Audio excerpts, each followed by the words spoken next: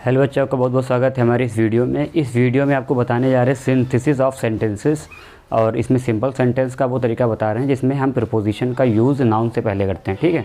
और आपको बता दें कि ये जो तरीका है, जो मेथड है, सबसे कठिन मेथड है, क्योंकि इसमें हर सेंटेंस का अपना एक प्रीपोजिशन यूज़ होता है, ठीक है।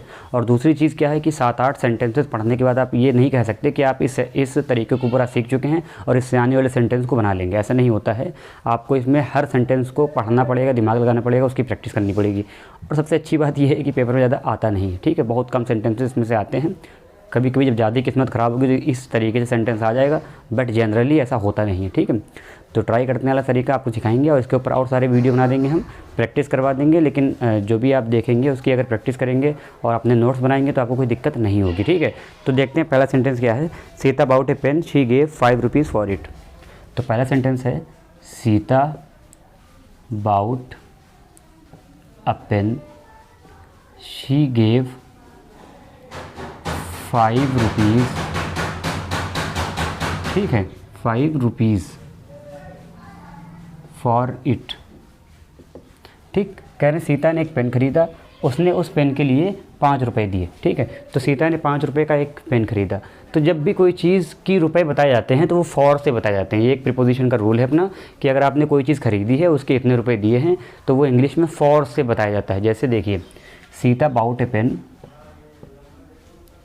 Sita bought a pen. अब उसने पेन कितने खरीदा है? 5 रुपीज़ का। तो आप सीधे लिखेंगे अ पेन फॉर 5 रुपीज़। क्लियर हो गया। तो जब भी कोई चीज़ आपने खरीदी है और उसका आपने रुपये बताया है कि हमने इतना दिया है, तो आप ऐसे कहेंगे आई बॉट ए कार, और मैंने कार खरीदी है 5 लाख की, तो आप कहेंगे I bought A car for 5 lakh, ठीक है। तो ये तरीका होता है अपना इंग्लिश का। तो ये फॉर से बताया जाता है। अगर आपने कोई भी चीज़ खरीदी है, उसका रुपया कुछ पे किया है, तो उन रुपयों को बताने के लिए आप फॉर का यूज़ करेंगे। तो आप अगर ऐसा कोई भी सेंटेंस देखें कि किसी ने कुछ ख़रीदा है, उसका कुछ रुपए दिए हैं, तो आप बताएंगे कि फॉर इतने रुपए की, ठीक है। दूसरा सेंटेंस देखते हैं। दूसरा सेंटेंस है he gave me advice, he also helped me, ठीक है। तो he gave me advice, he also helped me. तो अब देखिए, एक सेंटेंस है कि उसने मुझे एक सलाह दी और उसने मेरी मदद भी की। तो इसका मतलब ये हुआ कि किसी व्यक्ति ने इनको सलाह भी दी है और इनकी मदद भी की है। तो आप कहेंगे उसने ना सिर्फ मुझे सलाह दी बल्कि मेरी मदद भी की। तो आप कहेंगे बिसाइड। बिसाइड का मतलब होता है के अतिरिक्त। तो सलाह के अतिरिक्त उसने मदद भी की। तो आप इसे ऐसे लिखेंगे बिसाइड गिविंग मी एडवाइस, ठीक है, he besides giving me advice he also help me. और आप चाहो तो आल्सो लिखो, चाहो आल्सो ना लिखो, कोई ज़रूरत नहीं इस चीज़ की, ठीक है। तो beside giving me advice he also help मी, या ही हेल्प मी, ठीक। क्लियर हो गया। तो इसमें क्या होता है कि अगर एक व्यक्ति ने आपको कुछ सलाह दी है और उसके साथ साथ दूसरी भी हेल्प की है, ठीक है, तो आप कह सकते हैं उसने मेरे साथ दोनों ही काम किए हैं। एक तो उसने सलाह भी दी है और उसने मेरी मदद भी की है। तो बिसाइड का यूज़ करके आप दोनों को बता सकते हैं, ठीक। तीसरा सेंटेंस है, आप वो देखिए। I made my best efforts, I could not pass BA। I made my best efforts, I could not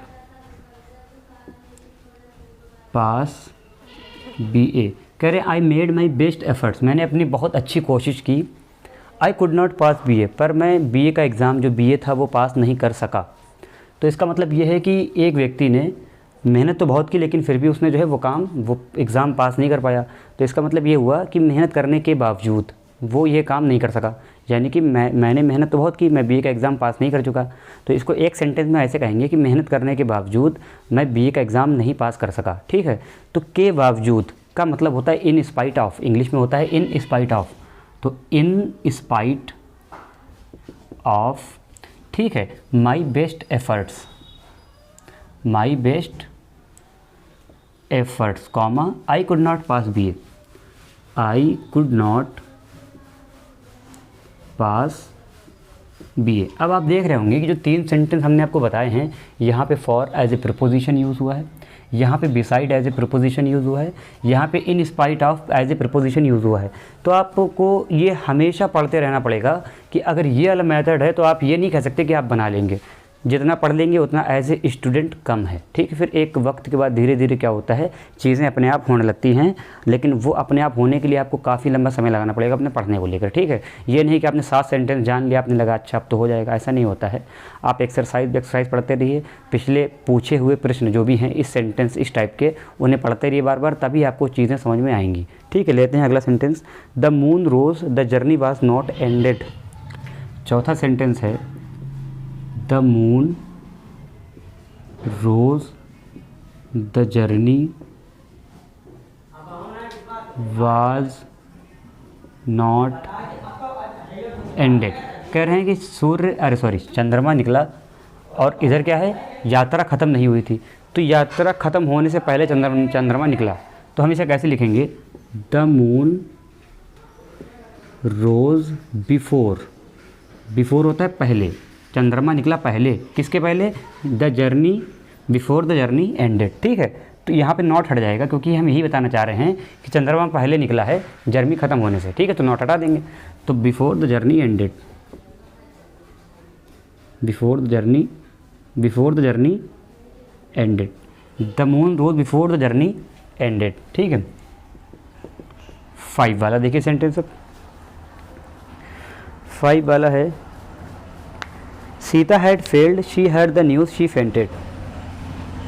Sita, रुको, एक चीज़ और देख लीजिए, द मून रोज, ये तो एक वर्ब हो गई, फिर यहाँ पे ये भी वर्ब हो गई, तो 2 वर्ब सिंपल में होंगे नहीं, तो इसे ऐसे नहीं लिखेंगे, इसको लिखेंगे before the end of the journey, before the end of the journey.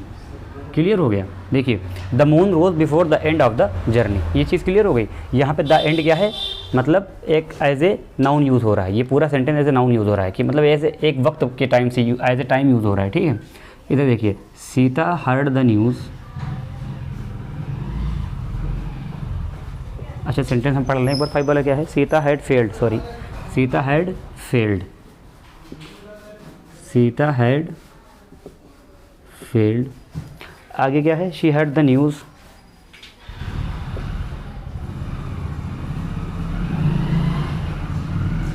She fainted, ठीक है। अब देखिए, Sita had failed, she heard the news she fainted, ठीक। अब ऐसा ही एक सेंटेंस सेम आया था पार्टिसिपल में, हमने आपको वहाँ बताया था यही तरीका, तो यहाँ पे भी ये आ रहा है क्योंकि इस सेंटेंस में पार्टिसिपल भी यूज़ हो रहा है और क्या चीज़, प्रपोजिशन भी यूज़ हो रही है। तो क्या करेंगे, सीता फेल हो गई थी, शी हर्ड द न्यूज़, उसने यह समाचार सुना कि वो फेल हो चुकी है, फिर वो शी फेंटेड, वो मूर्छित हो गई, बेहोश हो गई, ठीक है। तो अपने फेल होने के समाचार को सुनकर सीता बेहोश हो गई, एक सेंटेंस ये बनेगा। इसका हिंदी में अगर मिक्सअप करेंगे तो सीता अपने फेल होने के समाचार को सुनकर सीता बेहोश हो गई। तो इसे कैसे लिखेंगे, on hearing the news of her failure, on hearing the news of her failure, her कौन है, सीता, ठीक है, कॉमा सीता फेंटेड, सीता क्या हो जाएगा, फेंटेड। तो यहाँ पे देखेंगे आप पार्टिसिपल भी यूज़ हुआ है, हियरिंग देखिए, और ऑन क्या है, ऑन आपका प्रीपोजिशन है, ठीक है। अब एक और सेंटेंस लेते हैं, you helped me I would have failed, ठीक है, you help me I would have failed. तो 6 सेंटेंस है, you helped me I would have failed. तो यहाँ पे क्या है, आपने मेरी मदद की, आई वुड हैव फेल्ड, मैं फेल हो गया होता, ठीक है। तो क्या है कि आई वुड हैव फेल्ड, फिर आप अगर मेरी मदद नहीं करते तो विदाउट योर हेल्प, ठीक है। तो अभी क्या है, देखते हैं 7th सेंटेंस अपना, he was awarded he was given A trophy, he was awarded he was given a trophy, ठीक। अब देखिए, उसे नवाजा गया या पुरस्कार दिया गया, पुरस्कृत किया गया, he was given a trophy, उसे ट्रॉफ़ी दी गई, मतलब उसे ट्रॉफ़ी देकर पुरस्कृत किया गया, ठीक है। तो he was he was awarded by being given a trophy. ठीक है, बाय बीइंग क्यों कर दिया गया है, क्योंकि यहाँ पे क्या है, पैसिव में है। ही वाज का अवार्डेड, वाज बी गिवन है। ठीक है, तो ये पैसिव सेंटेंस है, इसलिए ऐसा किया गया है। He was awarded by being given a trophy. अब एक बात सुनिए कि आप देखिए सातों सेंटेंस में है, तरीका तो एक ही है, बाय यूजिंग प्रीपोजिशन, लेकिन प्रीपोजिशन का हर सेंटेंस का अपना एक अलग एग्जिस्टेंस होता है। ठीक है, तो इसमें जितना आप पढ़ लेते हैं उतना कम है। अब ऐसा कोई सेंटेंस आएगा तो आप बना लेंगे, अगर आपने मेहनत की, यहाँ पे कोई दिक्कत है आप कमेंट में पूछ सकते हैं। लेकिन अगर आप सोचें कि इसी सेंटेंस को सीख के आप सारे बना देंगे तो नहीं होगा ऐसा। आप जितने भी परीक्षा में पूछे गए हैं पिछले साल के सारे पढ़िए, और जो भी चलता है, जो क्या बोलते हैं उसको, अवतार या विद्या जो भी आपकी स्टेट में चलती है उसे खरीदिए, उसमें देखिए कि इस सेंटेंस को इस तरीके के कौन से दिए गए हैं उनको पढ़िए। ठीक है, जितना आप पढ़ लेंगे उतना कम है। और फिर दूसरी चीज़ ये बात, आप सोचेंगे 2 नंबर के लिए इतना कौन पढ़ेगा, और भी तरीके सीख लेंगे, या कॉम्प्लेक्स सीख लेंगे, कंपाउंड सीख लेंगे, वो कर लेंगे। बात होती है नॉलेज की, कि आप कितना अच्छा सीख के कितना अच्छा अपने दिमाग में रखे हुए हैं। बात 2 नंबर की नहीं है। अगर मान लो आधा नंबर का आएगा तो पढ़ेंगे नहीं, ऐसा कोई मतलब थोड़ी ना है। आपको क्या करना है, बस नॉलेज लेते रहना है। ठीक है, तो मिलते हैं अगले वीडियो में। Thank you.